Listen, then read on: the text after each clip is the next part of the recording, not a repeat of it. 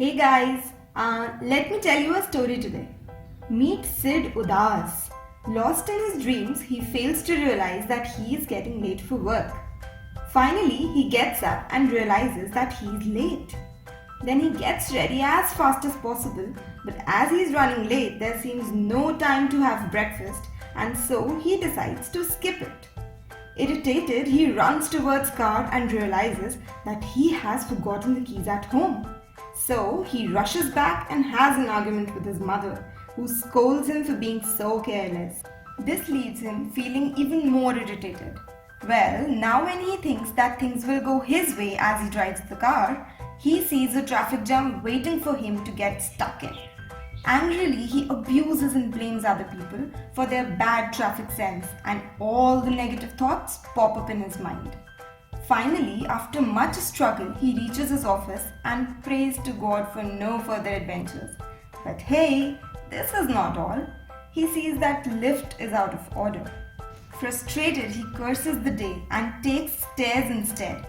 As he enters his cabin, the piled up desk makes the pressure at its max. Suddenly, his boss arrives and reprimands him for getting late, which makes him feel totally helpless and powerless in himself, and he ends up giving a bad presentation. So, this was the story of Sid Udas. Now, let us meet Sid Jhakas. Lost in his dreams, he too fails to realize that he is getting late for work. Finally, he gets up and realizes that he is late. But then he acknowledges that he is disappointed and he gives himself an encouraging thought. He then gets ready as fast as possible. But as he is running late, there seems no time to do breakfast. But as he knows the rule, he thinks about the options available and just have a glass of milk with banana. He then realizes that he can't locate his car keys, but instead of panicking, he keeps his cool and asks for help from his mother.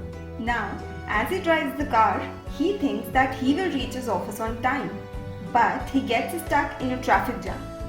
Anxious, he thinks what to do now.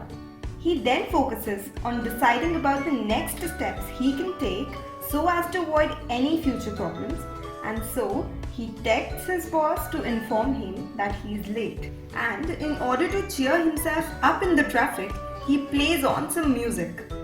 When he reaches the office, he sees that the lift is out of order.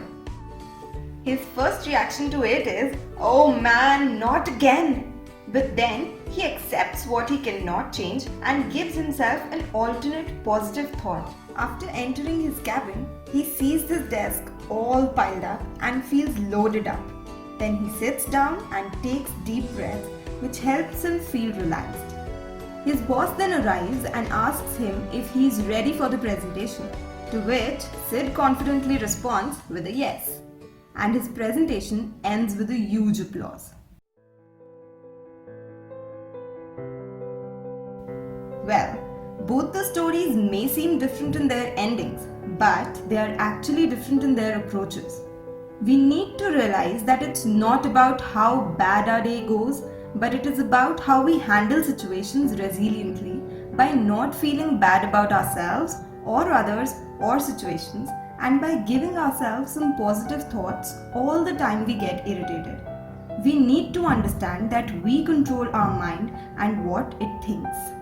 So let's get started and live a life we want for ourselves even when things don't go our way.